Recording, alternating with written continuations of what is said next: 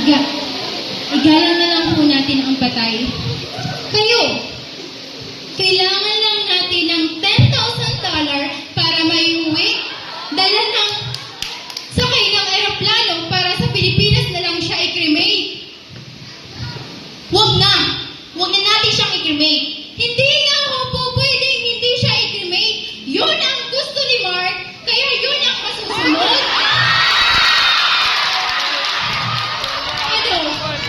Ano? Naiinggit ka? Naiinggit ka na naman dahil sa akin siya nagpiling at hindi sa'yo.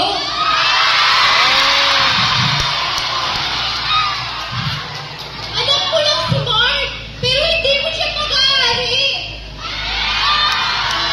Hindi porket ikaw ang naglabas sa kanya, ikaw na rin ang bubuo.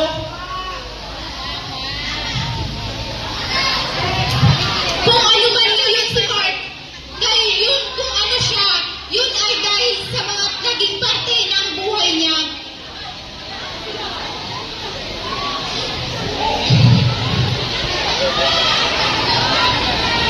Di ba ikaw na din nagsabi na huwag ipagkait sa'yo ang totoo? Bakit ito ang totoo?